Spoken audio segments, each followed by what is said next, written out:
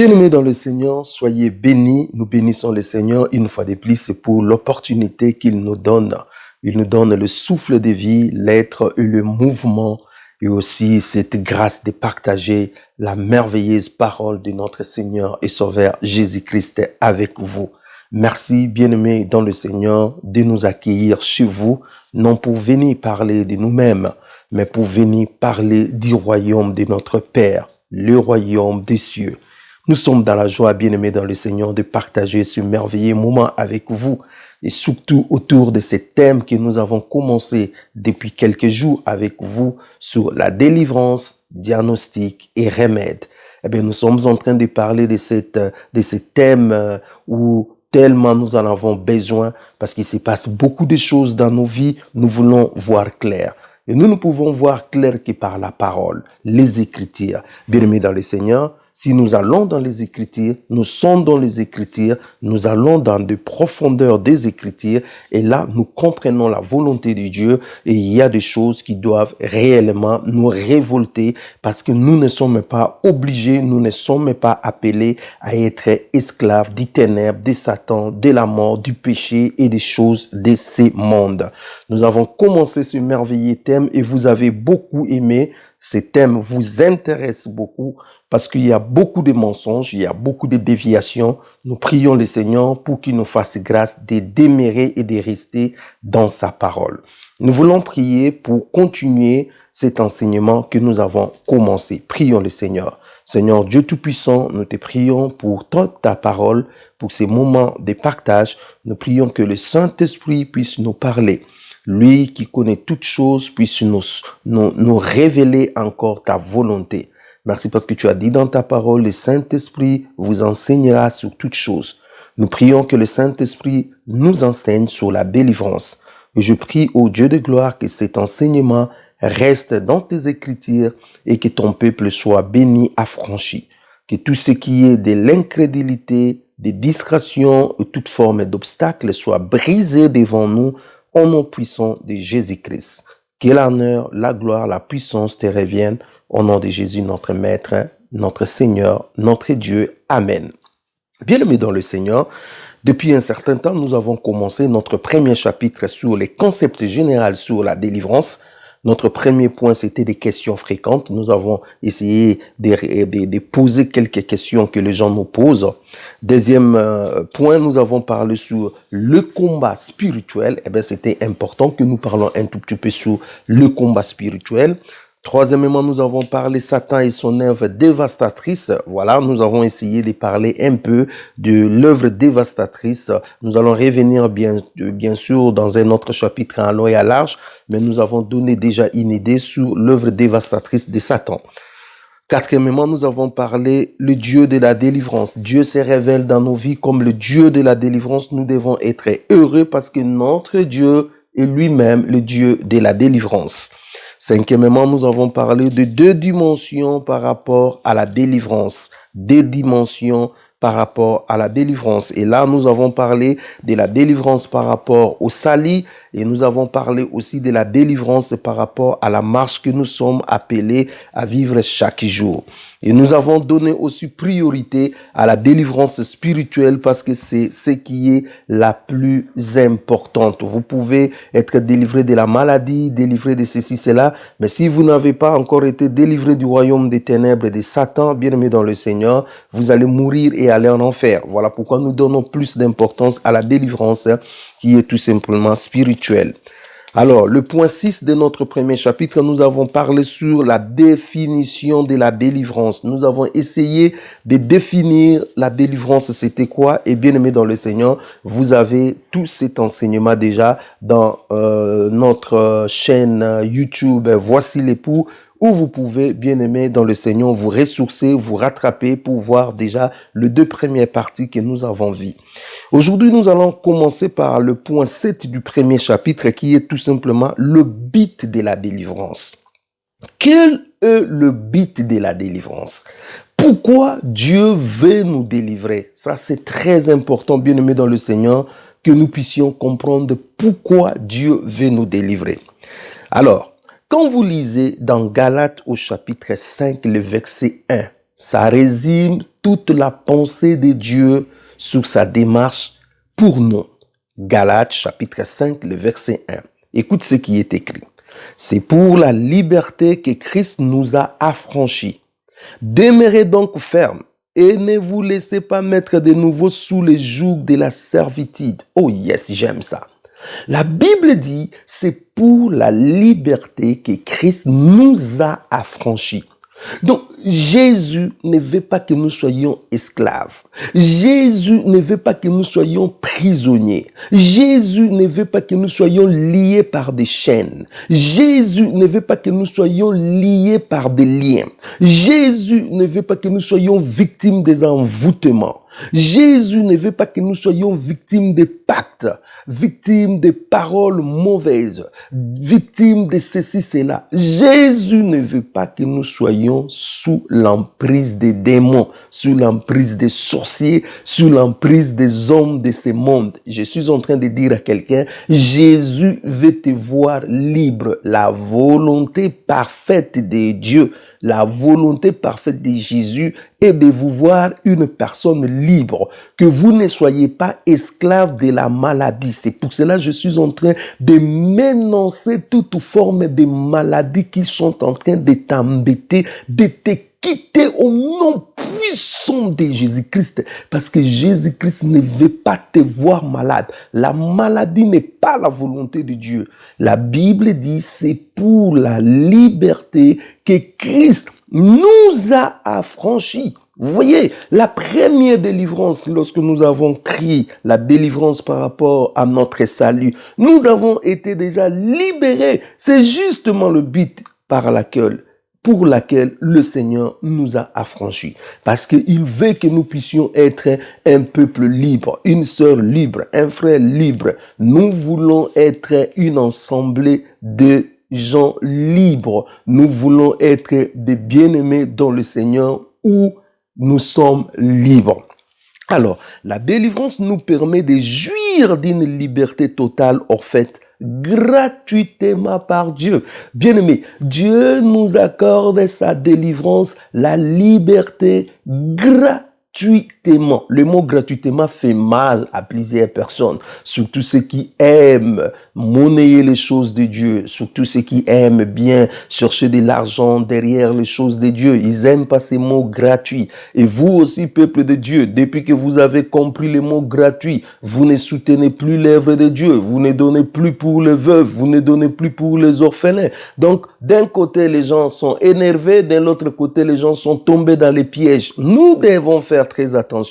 Gratuité n'est pas égale, n'est plus soutenir. Gratuité n'est pas égale, n'est plus donner pour Dieu, bien-aimé dans le Seigneur. Mais ce qui est vrai est que Dieu nous donne sa délivrance gratuitement. Nous avons reçu gratuitement et nous donnons gratuitement. L'enseignement que je suis en train de vous faire, je vous fais gratuitement. Il y a une sœur qui m'a appelé pour me dire, il y a un monsieur qui devait faire un séminaire, une formation biblique. Eh bien, le monsieur les a demandé $120. Incroyable mais vrai. Voilà, pour quelques enseignements tels que je suis en train de le faire, les gens devaient payer $120. Bien-aimés dans le Seigneur, ce n'est pas possible. Si je besoin d'argent pour de besoins, pour ceci, cela, je vais demander au peuple de Dieu de faire des offrandes volontaires. Mais je ne peux pas me cacher derrière la Bible pour commencer à demander aux gens, à soutirer des gens de l'argent. Ce n'est pas biblique, bien-aimé dans le Seigneur.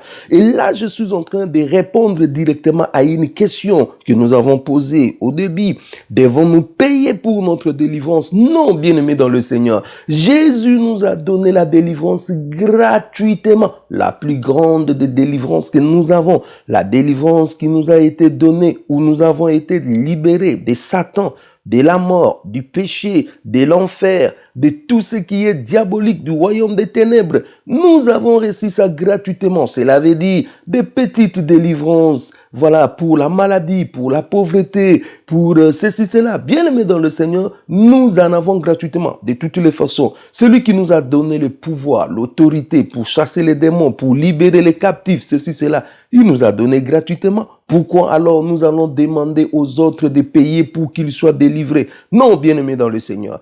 Toute tentative, toute démarche qui consiste à demander de l'argent pour que la personne soit délivrée, cela n'a rien à voir avec Dieu. Ce sont des manœuvres des occultistes, des infiltrés, des personnes qui sont venues dans l'évangile pour s'enrichir. Alors, écoute ce que la Bible dit.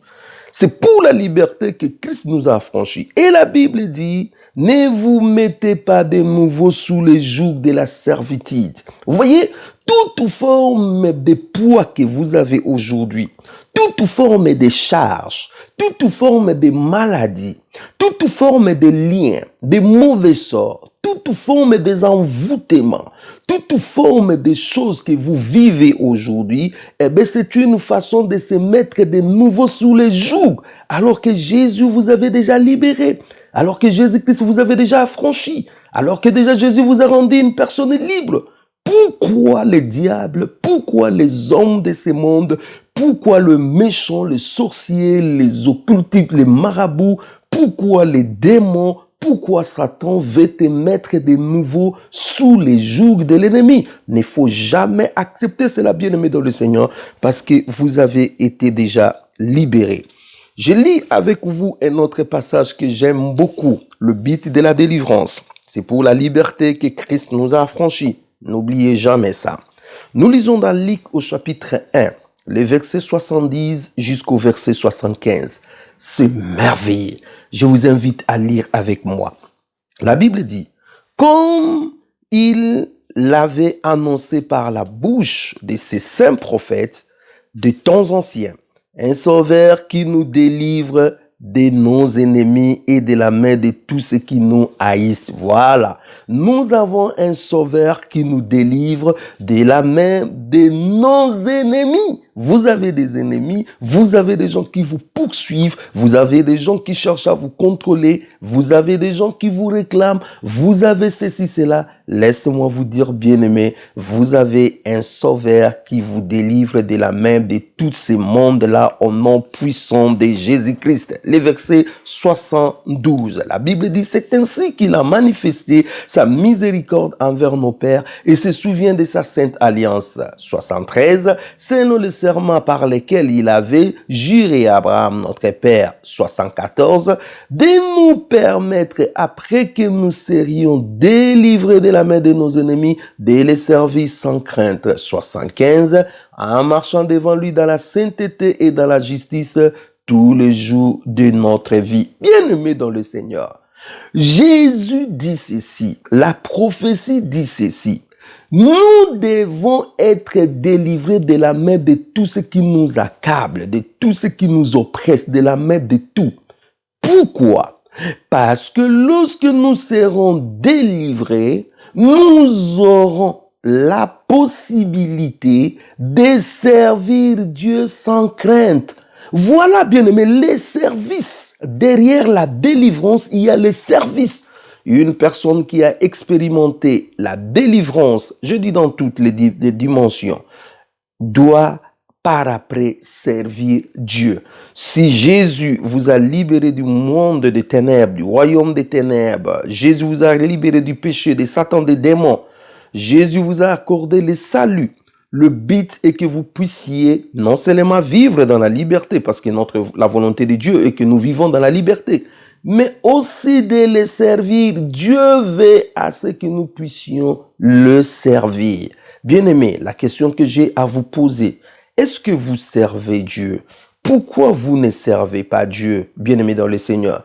Nous passons nos temps devant notre ordinateur, nous passons notre temps, oui, pour nos études, c'est bon, pour notre travail, c'est bien, pour notre famille. Mais la question que j'ai à vous poser, où est la place de Dieu? Où est le compte de Dieu dans votre vie? Vous voyez, bien-aimés dans le Seigneur, beaucoup de gens n'ont pas ce que nous appelons une protection des services. Vous avez même le parlementaire qui en fait, siège au Parlement, le ministre. Ils ont ce que nous appelons les immunités parlementaires, gouvernementaux, présidentielles, ainsi de suite. Pourquoi? Parce que le service auquel ils sont, ça les protège déjà. Laissez-moi vous dire, en tant qu'un enfant de Dieu, le service de Dieu peut être déjà une protection dans plusieurs choses. Beaucoup de gens n'aiment pas servir Dieu. Ils ne se rendent pas compte que non, lorsque vous servez Dieu, il y a une autre protection divine qui s'ajoute, bien aimé dans le Seigneur. Parce que le Seigneur ne permettra pas que celui qui les sert puisse tomber n'importe comment. Le Seigneur ne permettra pas que le diable touche à ses serviteurs, bien aimé dans le Seigneur.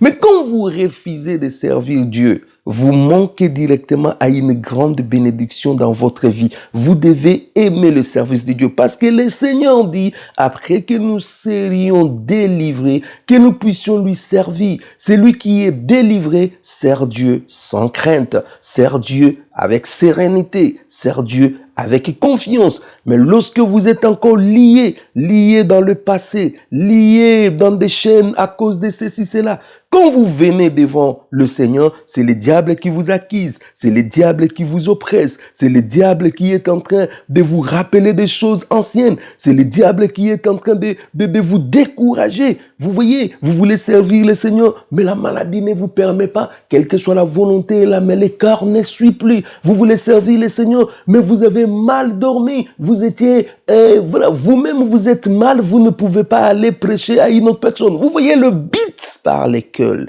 le diable ne veut pas nous lécher parce qu'il sait que si nous sommes dans notre liberté totale, nous allons servir Dieu facilement. Voilà pourquoi il ne veut pas que nous soyons dans notre liberté totale parce qu'il ne veut pas que nous puissions servir. Je déclare, tu déclares avec moi, je servirai l'Éternel, mon Dieu. Je ne mourrai pas, je vivrai, je rencontrerai les œuvres de l'Éternel. Je ne mourrai pas, je vivrai, je servirai mon Dieu. Je ne serai pas sous l'emprise de l'ennemi parce qu'il m'a appelé à la liberté pour servir mon Dieu. Bien-aimés dans le Seigneur, là où vous êtes, commencez déjà à penser. Prie le Seigneur qu'il vous montre. Si le Seigneur ne vous montre rien, fais ce que tu as à faire.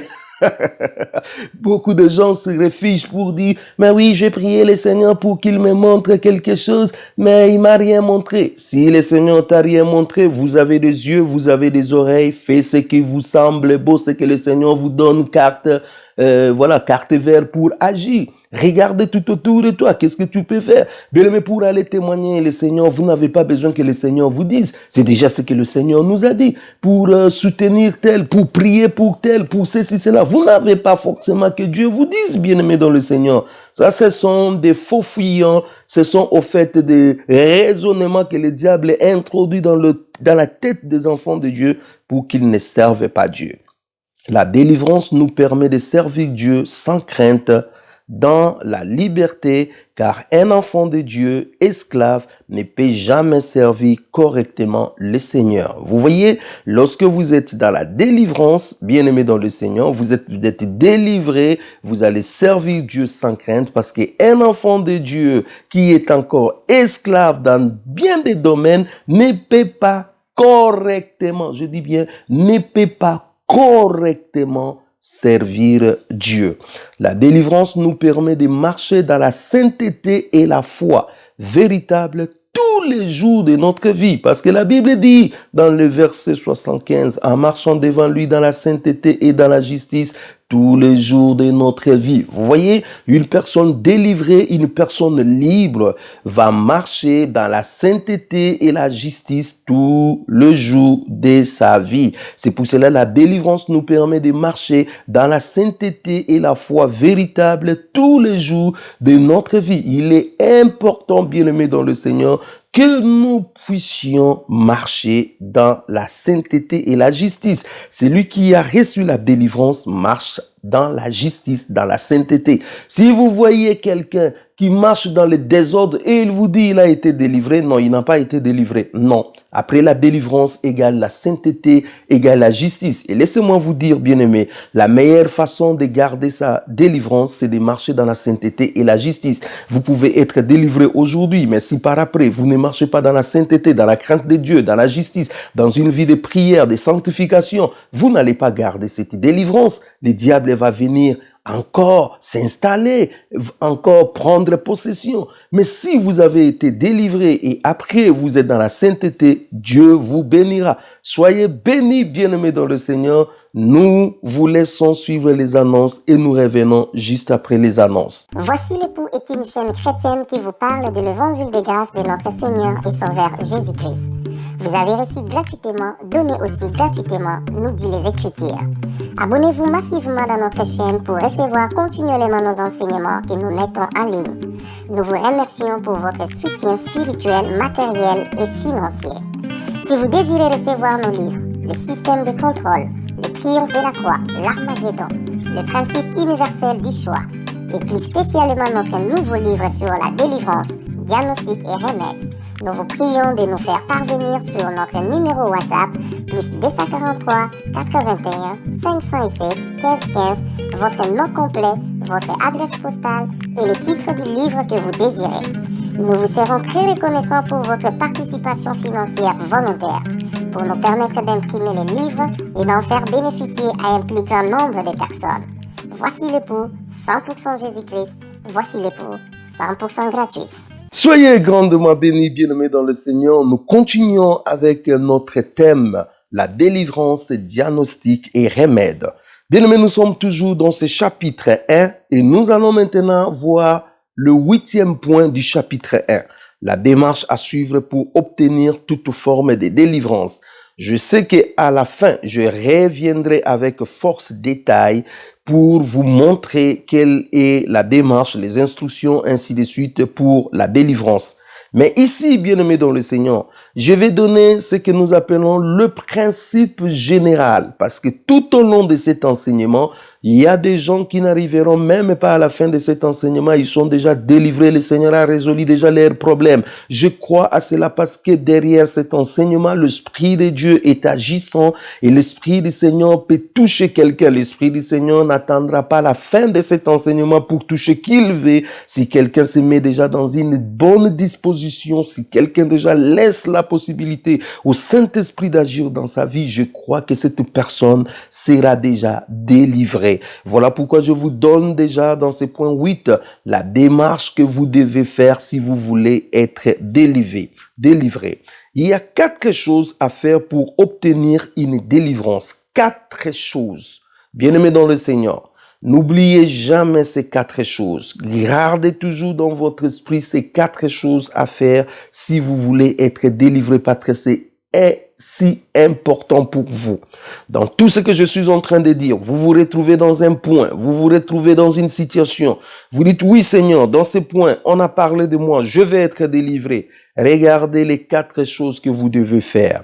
Il y a 4 choses à faire pour obtenir une délivrance. Ces 4 étapes sont considérées comme le remède incontournable dans le processus de délivrance. Ce sont des remèdes incontournable, la voie incontournable pour toute forme de processus de délivrance. Premièrement, identifiez les portes d'entrée, identifiez votre problème. Vous ne pouvez pas dire, j'ai mal, je veux la délivrance. Mais oui, il faut d'abord commencer à comprendre qu'est-ce qu'il y a comme problème avec vous. Quel est votre problème? Il faut que vous puissiez prendre conscience de votre problème, identifier votre problème, voir les origines de votre problème et aussi prendre conscience que ce problème-là n'est pas bon. Ce problème est en train de vous embêter. Cela ne vient pas de Dieu. Vous voyez, vous devez d'abord prendre conscience et identifier votre problème. Beaucoup de gens bien-aimés dans le Seigneur, ils vont vaille que dans la délivrance.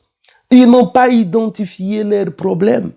Ils n'ont jamais pris conscience de leurs problèmes.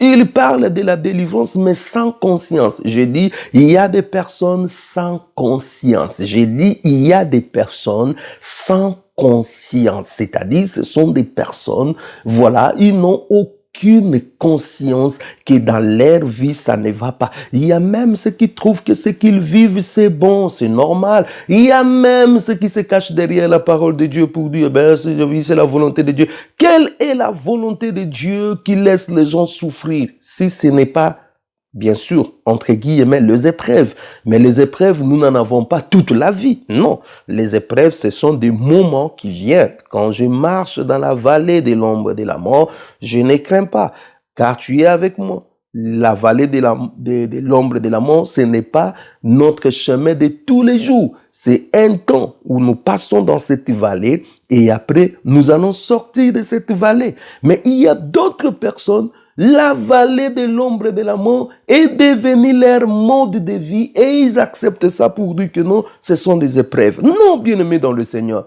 quelle est l'épreuve qui ne finit pas? Quelle est l'épreuve qui n'a pas de fin? Bien-aimés dans le Seigneur, la volonté de Dieu n'est pas que vous puissiez souffrir toute votre vie. La volonté de Dieu, ce n'est pas que vous soyez oppressés toute votre vie. La volonté de Dieu n'est pas à ce que vous soyez toujours liés avec des chaînes toute votre vie. La volonté de Dieu, ce n'est pas ça, bien-aimés dans le Seigneur.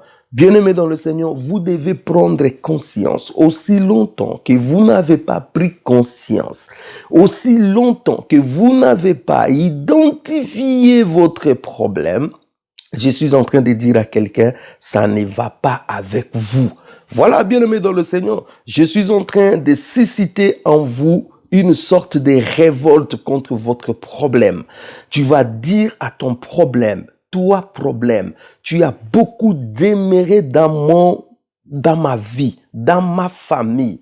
Maintenant là, je vais te livrer bataille au nom de Jésus, tu dois quitter. Bien-aimé dans le Seigneur, si moi qui vous parle, je n'avais pas pris conscience et que je m'étais pas révolté contre la pauvreté de ma famille, contre les échecs de ma famille, contre ceci, cela, peut-être je ne serais pas en train de vous parler. Je suis en train de dire à quelqu'un, c'est parce que nous avons pris conscience que ce n'est pas la volonté de Dieu. Moi qui vous parle, bien-aimé dans le Seigneur, j'étais tellement dépourvu d'intelligence. je n'avais même plus l'intelligence. Imaginez-vous que je suis passé en 6e primaire, donc les terminales des primaires, avec 50%. Je suis passé en CIO. Ici, je ne sais pas si vous appelez ça collège, je sais pas. Voilà. Donc, je suis passé en collège avec 50%. Et en 2e CIO, j'ai échoué avec, je ne sais pas, 29%, quelque chose de comme ça. Et j'ai été chassé de l'école. Après, je suis allé dans un atelier de mécanique chez un ami de mon père où je devais apprendre la mécanique. Et laissez-moi vous dire, à cet âge-là déjà, à peu près 13 ans, ou 13 ans, je ne connaissais rien de français, ni écrire, ni parler. Quand vous me regardez comme ça, vous regardez la personne, vous dites déjà, ça c'est un raté de la société. C'est gars, c'est petit, cet enfant, c'est déjà un raté. Voilà, ça ne vaut plus la peine pour lui. Bien-aimé, j'étais dans la rue, bien-aimé dans le Seigneur, parce que la maison ne me convenait plus. Nous étions dans la rue, bien-aimé dans le Seigneur. On faisait tout dans la rue, la bagarre, ceci, cela. Tout était déjà foutu dans ma vie. J'étais déjà un raté. Et là, dans la ville, dans la rue, bien-aimé dans le Seigneur, c'est là où je vais connaître Jésus-Christ. On va me parler de Jésus-Christ à 14 ans. Et la personne qui m'a parlé de Jésus-Christ, je bénis ses frères Lazare Ngoy. Il m'a dit, Blaise, si tu acceptes Jésus dans sa vie, non seulement il t'amènera au ciel, mais Jésus va réparer ta vie. Jésus va te délivrer de toutes tes chaînes. Jésus va refaire ton retard. Jésus va te donner une nouvelle vie. Et ceux qui te regarderont ne se rendront même pas compte que tu étais dans la rue. Bien-aimé dans le Seigneur, je dis ça c'est ma chance. J'ai saisi ma chance. Bien-aimé dans le Seigneur, je dis ça c'est la grâce que le Seigneur Seigneur me donne, je ne lâche pas cette grâce. J'ai saisi cette grâce, bien-aimé dans le Seigneur. Je me suis accroché et Dieu a commencé à travailler dans ma vie. J'ai pris conscience. Je disais, Seigneur, libère-moi de la pauvreté de ma famille, libère-moi des liens de ma famille, libère-moi de ceci, cela. Seigneur, libère-moi de cette manque d'intelligence, libère-moi des échecs. Je priais, je me battais chaque jour. J'avançais, bien-aimé dans le Seigneur. Et le Seigneur a opéré un miracle. Qu'est-ce qui se passe? Je suis retourné à l'école et là, bien-aimé dans le Seigneur, l'intelligence a été ouverte. Je ne faisais que des 64, 65, 70%, 70%. Au-delà, bien-aimé dans le Seigneur, j'étais devenu un homme intelligent. Aujourd'hui, je peux parler le français, un peu d'anglais, je peux écrire, j'écris des livres, vous le savez, bien-aimé dans le Seigneur. J'ai étudié, j'ai eu mon diplôme à l'université, et puis j'ai travaillé, bien-aimé dans le Seigneur, et j'ai fait beaucoup de choses. Je suis aujourd'hui une personne comblée, une personne heureuse. Pourquoi? Parce que j'ai pris conscience. Je vis mon état où j'étais. Je dis, cet état n'est pas bon. Dieu ne me veut pas comme ça. Bien-aimé dans le Seigneur, si vous dites que quelque chose se passera dans votre vie, laissez-moi vous dire, quelque chose se passera dans votre vie. Le problème, ce n'est pas Dieu. Le problème, c'est nous. Est-ce que vous avez les désirs? Est-ce que vous avez cette volonté? Est-ce que vous vous rendez compte que ça ne va pas avec vous? Dieu, lui, il vous regarde. Si vous dites, oui, Seigneur, je ne veux pas de cette vie, eh bien, Dieu agit. Si vous dites, oui, Seigneur, je vais avancer, le Seigneur vous fera avancer. Le problème, c'est vous. Voilà pourquoi je suis en train de dire à quelqu'un, est-ce que vous avez pris conscience? Celui qui a pris conscience marche par rapport à la conscience,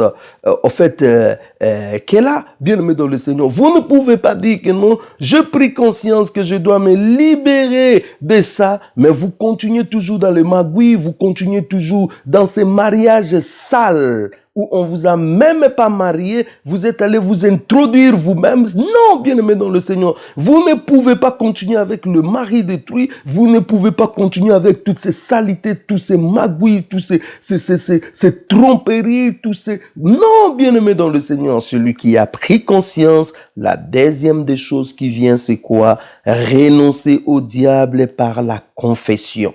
Vous devez renoncer par la confession. Vous devez confesser vos péchés. Vous devez confesser vos péchés, tout le mal. Vous devez confesser et aussi renoncer à des mauvaises choses qu'on fait. Pourquoi? Parce que la plupart des délivrances ne marchent pas parce que quelque part là, le diable se sent toujours en sécurité. Qu'est-ce qui fait que le diable se sent en sécurité?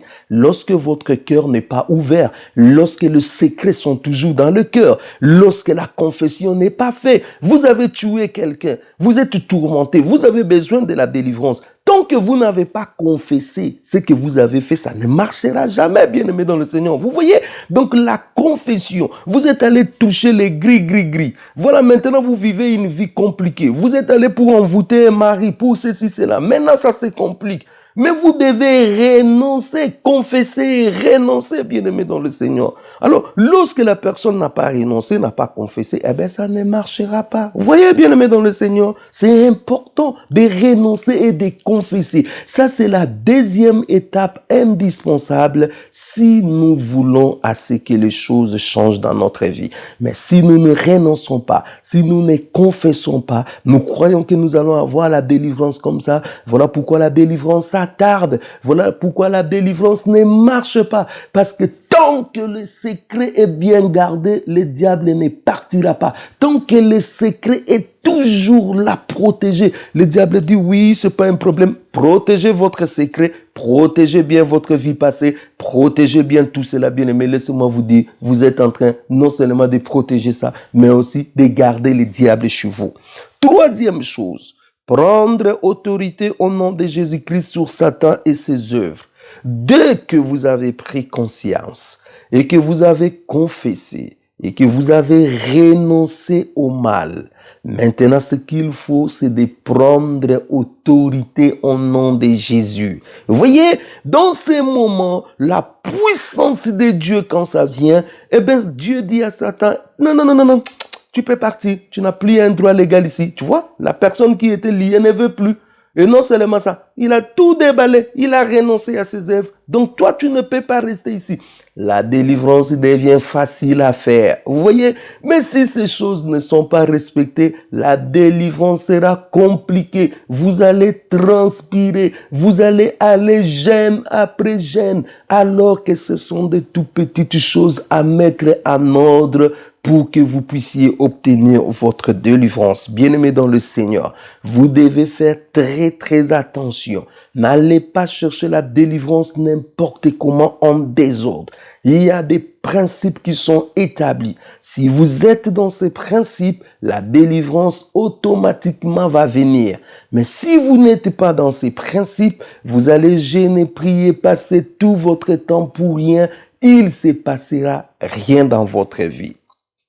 Maintenant, dès l'instant où le Seigneur voit votre volonté, dès l'instant où vous prenez autorité, le Seigneur va agir. Laissez-moi vous dire, tant que vous n'avez pas vu votre vie changer, n'arrêtez pas de prendre autorité. Tant que vous n'avez pas vu la situation changer, vous allez continuer à menacer Satan. Vous allez continuer à menacer les démons. Vous allez continuer à menacer le sorcier de la famille. Vous allez continuer à menacer cette puissance ténébreuse qui est en train de vous embêter. Tant qu'il n'y a pas le changement, ne vous arrêtez pas. Dès l'instant où vous avez pris conscience, dès l'instant où vous avez confessé, renoncé, dès l'instant où vous prenez maintenant autorité, ne vous arrêtez pas tant que vous ne voyez pas le changement. Ne dites pas que non, j'ai déjà prié des jours et puis voilà, c'est fini. Non, je prierai, j'agirai jusqu'à ce que je verrai les changements. Eh bien, tant que moi, Blaise, je ne vois pas les changements, je m'arrêterai pas. Continuez à prier, continuez à m'énoncer. Soyez encore terrible, soyez encore intraitable, soyez encore sans pitié contre le royaume de Satan. S'il faut faire des nuits en train de prier, faites des nuits en train de prier. S'il faut gêner, il faut gêner. Oh, bien-aimé dans le Seigneur, il y a un problème avec les gênes. La plupart des gens que je rencontre, ils sont incapables de gêner. Je vous dis la vérité. Aujourd'hui, nous avons un problème avec des chrétiens. Ils ne savent pas gêner. Gêner, dans des termes simples, c'est quoi? Ce n'est pas manger, ce n'est pas boire depuis minuit jusqu'à la tombée de la nuit, c'est-à-dire vers les 18 heures. Vous voyez, vous ne mangez pas, vous ne buvez pas depuis minuit jusqu'à la tombée de la nuit. Vous êtes en train de prier, vous êtes en train de louer le Seigneur, vous êtes en train de lire la Bible, vous êtes en train de rester dans la présence du Seigneur. C'est ça le jeûne. C'est tout simple que ça, bien-aimé dans le Seigneur. Mais aujourd'hui, bien-aimé dans le Seigneur, la plupart des personnes jeûnent avec des conditions. Il vous dit non, le jeûne que Dieu aime, c'est faire justice aux veuves, aux orphelins. Moi, je ne vais pas jeûner. Ah, bien-aimé dans le Seigneur, vous ne savez pas que jeûner, prier et jeûner, c'est une bonne chose pour votre foi, pour votre... pour votre spiritualité. Vous voyez, jeûner et prier renforce, vous donne encore un autre souffle, bien-aimé dans le Seigneur. C'est pour cela que Jésus a dit, les gens des démons comme ça s'assoient par des jeûnes et prières. C'est-à-dire, il y a une importance qui est cachée derrière le jeûne et les prières. Vous refusez de jeûner. Quand vous voyez la nourriture, vous tremblez dans tous les sens. Quelqu'un qui me dit, frère, moi, quand je jeûne, quand je vois vraiment, je ne sais pas, vous avez encore des problèmes. De cette façon, vous n'obtiendrez jamais votre délivrance parce que vous êtes incompétent, bien-aimé dans le Seigneur. Lorsque quelqu'un veut avoir la délivrance, il doit avoir l'essence des sacrifices. Il doit vraiment aller au fond, chercher ce qui est caché, bien-aimé dans le Seigneur. S'il faut jeûner 3 jours, je vais jeûner 3 jours, bien-aimé dans le Seigneur. Nous autres, nous avons jeûné, je ne sais pas si je peux comptabiliser des nombres de jeûnes que j'ai fait. Je me rappelle même, il y a des jeûnes que nous avons fait sans prévenir. Vous êtes avec des amis, dites, tu as mangé, non, bon, on va jeûner tout de suite là, on va jeûner cette journée, voilà, on va voir ça. Bien aimé, on jeûnait en désordre parce qu'on voulait que les choses changent dans notre vie. Vous voyez? Mais beaucoup de gens aujourd'hui ne veulent pas jeûner, voilà, ils sont là, ouais, l'autre dit, non frère, jeûner, ce n'est pas dormir dans son lit. Oui, tout ça c'est bien, mais moi je parle de ne pas manger. Quel est ton problème avec les manger? Quel est ton problème avec le manger? Ne pas manger. Les autres disent, oh non, s'il faut jeûner, il faut prendre quand même un peu de jus, tu vois. Ah, bien aimé, Jésus a fait 40 jours, 40 nuits. Oh non, Jésus était Dieu. Et Moïse, bien aimé dans le Seigneur, il a fait combien? 40 jours, 40 nuits. Il est descendu. Les tables de la loi se sont brisées. Il est retourné encore. 40 jours, 40 nuits encore. Bien aimé dans le Seigneur. Oh, mon frère, tu es trop dépendant de la nourriture. Tu es trop esclave de la nourriture. L'homme ne vit pas de pain seulement, mais de toutes les paroles qui sortent de la bouche de Dieu. Eh bien, bien-aimé dans le Seigneur, 4e chose, c'est vivre une vie de sanctification, de justice. Quand vous avez obtenu cette délivrance, ce qui reste maintenant à faire, c'est la justice.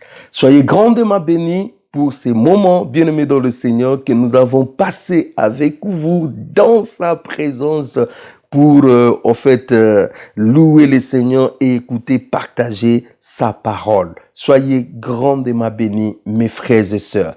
Nous allons maintenant prier pour que le Seigneur nous aide à mettre cette parole en pratique. Prions le Seigneur.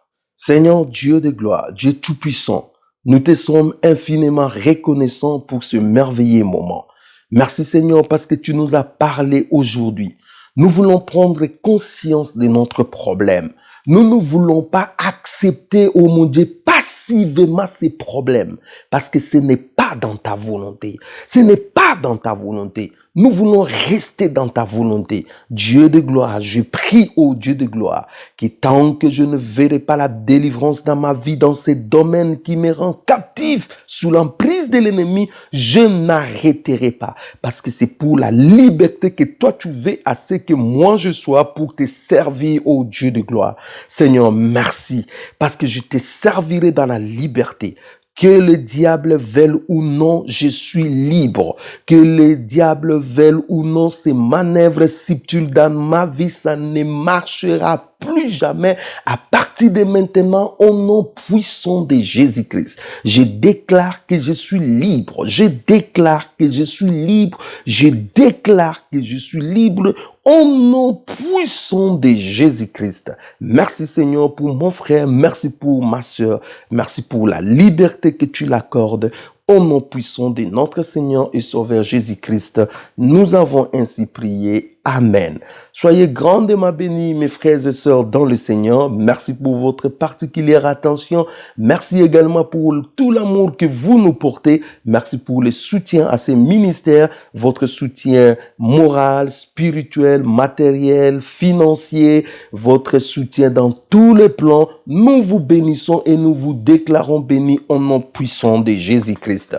Si le Seigneur tarde à venir, nous allons revenir demain à 22h dans votre chaîne YouTube. Voici l'époux pour la suite de notre enseignement sur la délivrance, diagnostic et remède. Soyez bénis au nom puissant de notre Seigneur et Sauveur Jésus-Christ. Amen.